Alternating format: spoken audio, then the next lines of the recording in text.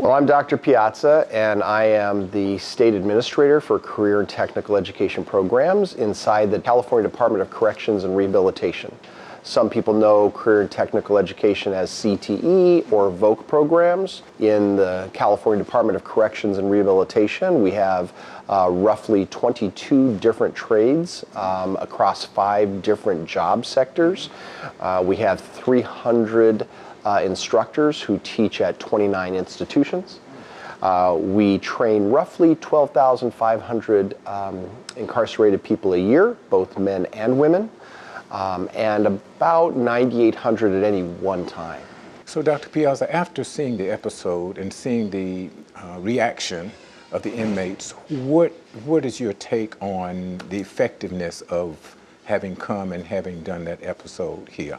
There are several aspects to what you've accomplished that is important for not only the incarcerated people that we're serving now, but also for people that may come in after these people have left. So the reaction that I saw of people who were sitting here that you've worked with before and around, your presence was a validation of them as people. When people are incarcerated, they go through a variety of life experiences, most of them very intense, and it starts with anger and frustration. And what happens quite often is a transformation out of that anger and into, so what now?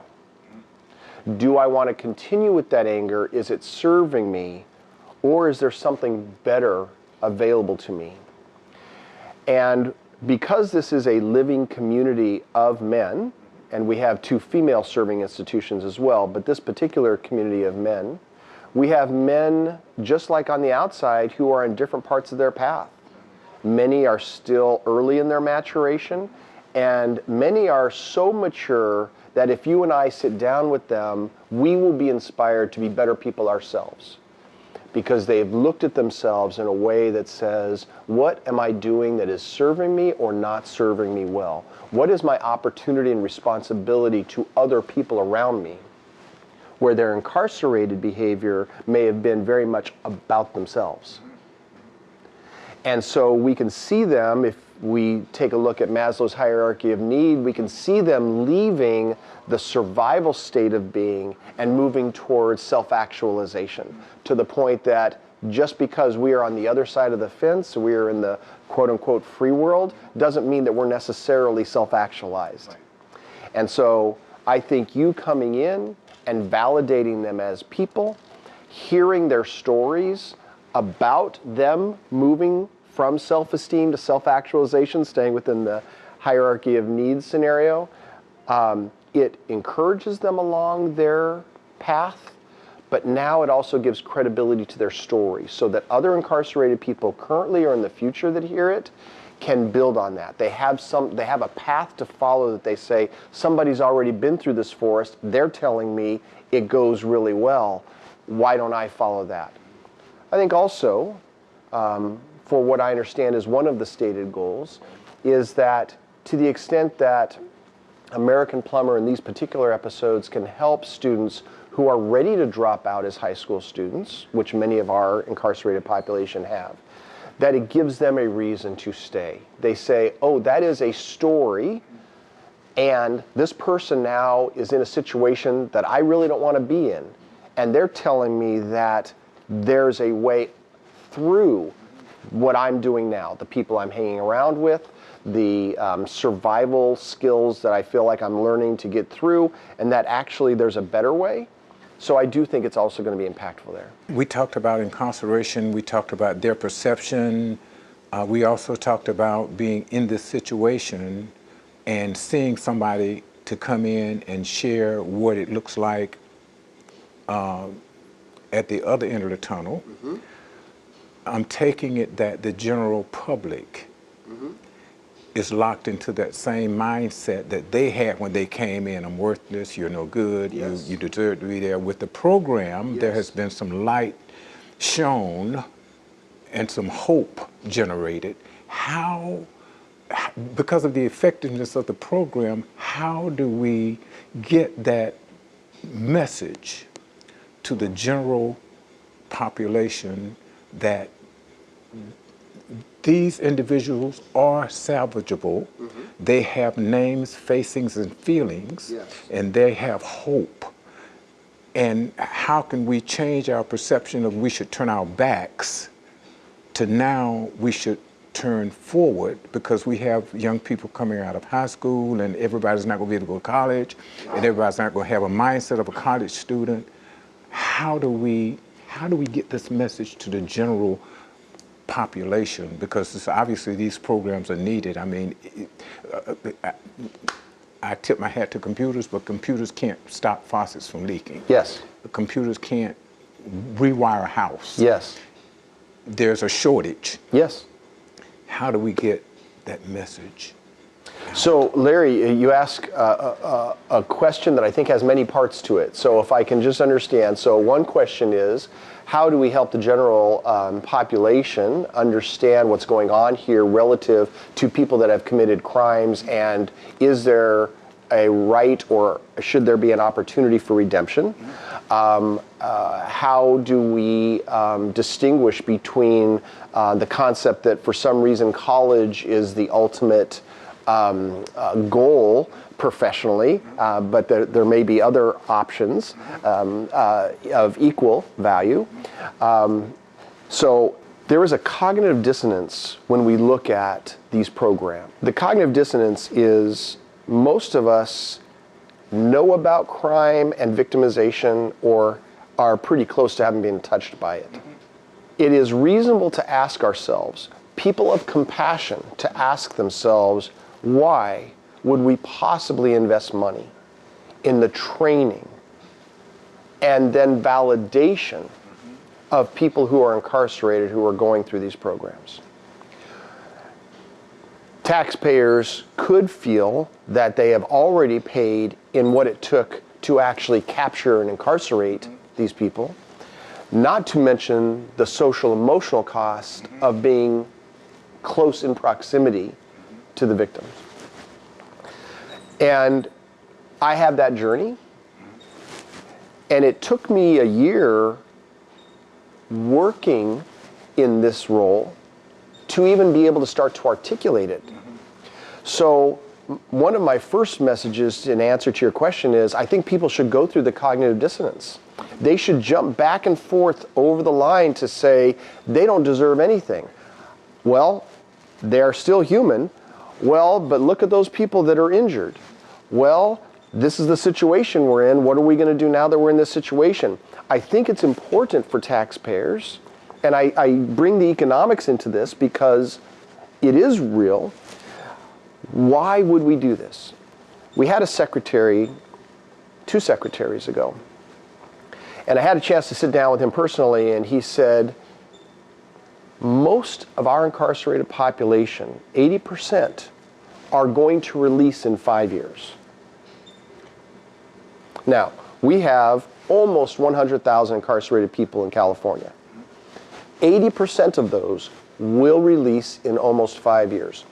If that's the reality, then you and I as taxpayers have to ask ourselves, if this is the situation, who do we want leaving our prison system? What do we want our family's experience to be in our parks and in our grocery stores? So where I ended up, and I encourage people to explore this in themselves, is if this is the situation we're in, we can choose to be angry about it, and that only creates a more dangerous California. Or we can say, how can we go from here and make it a safer California and a better economy? What career and technical education inside of CDCR is doing is saying, if you're going to leave here, we want to pressure test you to make sure that you have a different way of thinking. Now, if you don't mind, I'm going to break into some brain research here. The brain research says that our most hardened memories come from multisensory experiences. They can be very good experiences, going to an amusement park with our family. having a picnic, going to the ocean, or they can be traumatic experiences. But either way, they've cut a neural pathway. So what the brain research supports is a multisensory VOKE experience can create a new neural pathway. You know, coming from the trades, that integrity is a high priority. It's a major value in the trades between craft professionals as well as between a craft professional and their customer. So if we think about the fact that when students come into Mr. Arias's class, they are in a multisensory experience. There is a smell, sometimes there's a taste, whether you intend it or not, there's a feel, there's a sound, right? Their brain has no choice but to open up. And then when the pro-social skills are added to that from Mr. Arias, from mentors that are already through the program that are saying, hey, let's talk about pro-social skills, and then some of the pro-social skill programs that the California Department of Corrections and Rehabilitation offers, when those are paired together, this is what happens. We go from a 45 to 60% recidivism rate in California. If they are in our CTE program, we cut that by half, 25%, just by being in a multisensory CTE program inside of CDCR. If we pair that yet again with some type of cognitive behavior intervention or therapy or pro-social skill program, we cut it in half again. So now we're less than 13% recidivism. So I ask you as a taxpayer, as a person of compassion, as a person yourself who has made the life choice to be just a happy person on the daily, can you not do that? Can we as taxpayers not invest in this? And then the cognitive dissonance says, at the same time that we do that, we need to be compassionate for the victims and their families. You literally documented part of the rehabilitative process because these people said, I did this awful thing. They were telling you, they have looked at themselves and said, that was wrong. And I have permanently, I'm just going with what I saw, I permanently hurt people. I've taken away somebody else's opportunity to be a plumber. That is part of that rehabilitative experience. And now they're saying, well, let me tell you what I've learned though. I've learned that I can be happy. I've learned that I have value. We've talked about this. I learned that I am intelligent because intelligence is not measured by how smooth I speak, like I've come out with a college degree. Trade people have to be extremely intelligent. And on the educational theory side, Bloom's taxonomy, if we take a look at memorization being the lowest level of practicing intellect and synthesis being the highest, there's a lot that I've had in my college experience which was all about memorizing and putting it back down on a test. Synthesis, which is the very highest level of Bloom's taxonomy, the most challenging intellectual level, is where craft professionals spend most every day. It's taking something I know and applying it to a new unfamiliar situation.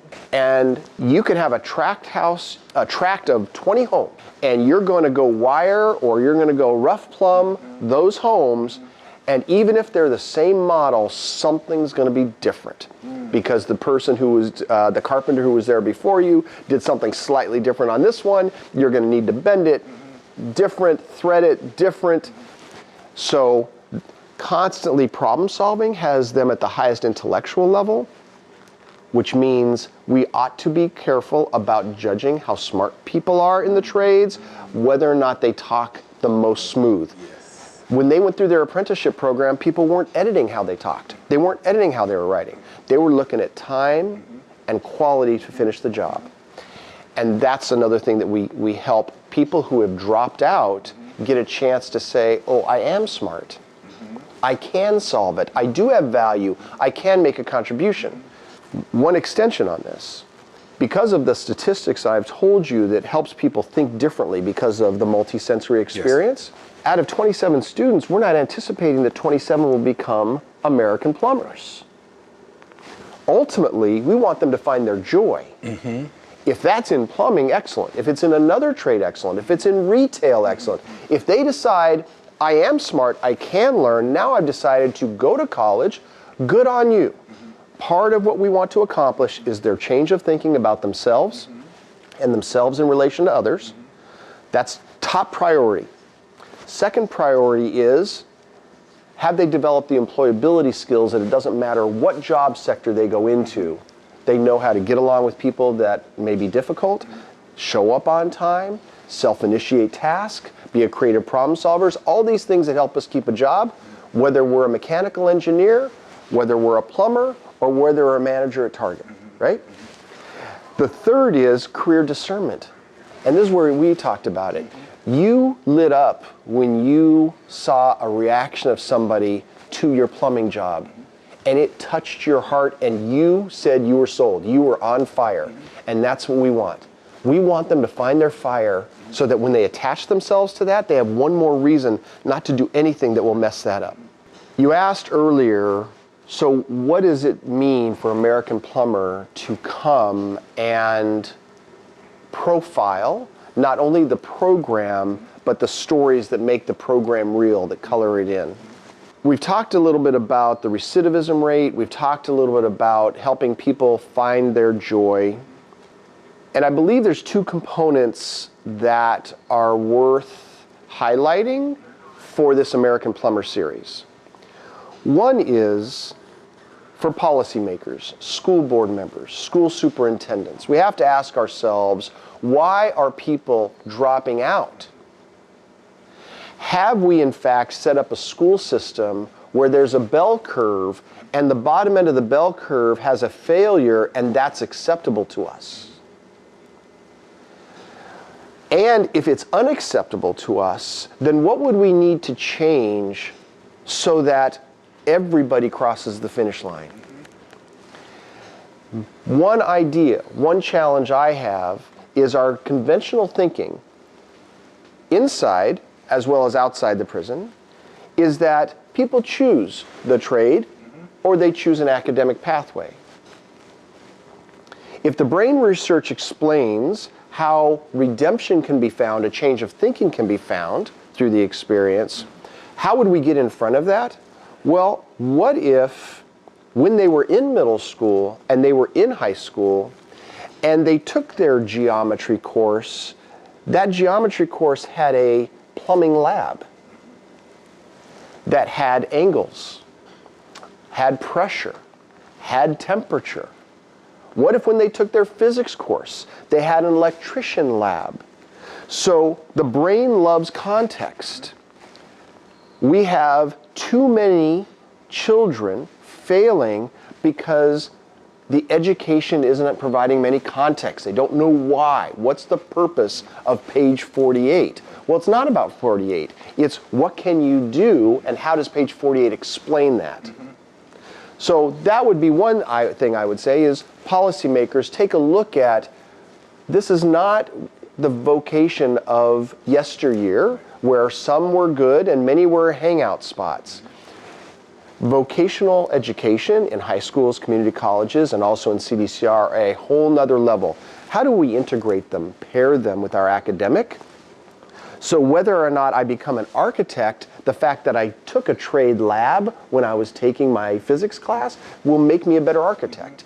And if I decide to be a plumber, having taken that Algebra 2 course and explaining why that math is important will help me be a better plumber. The other part is, I'm on a mission to help marginalized populations, and this is a marginalized population. Incarcerated people do have difficulty re-entering society and being predictably successful. There's a variety of reasons. It would be great if my job were not necessary.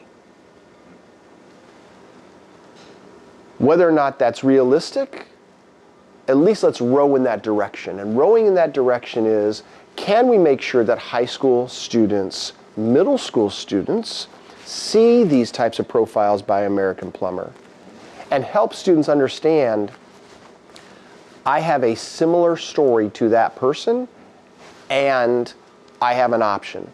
An American Plumber is offering more than just a lucrative career.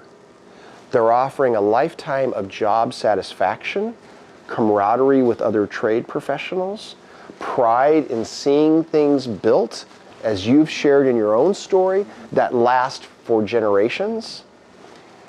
If we can help reach those 11, 12, 13 through 17-year-olds, and we can keep them out of that juvenile experience, and then unfortunately into the adult experience, this program will have far greater meaning than highlighting plumbing. It will be societal change. And I sense that there is this subject of joy from what you've described. We want to bring joy to people, and I salute you for your pioneering of this vocational program. All the best to you. Thank you. And I hope you soon work yourself out of a job. Amen. Appreciate you. Thank you.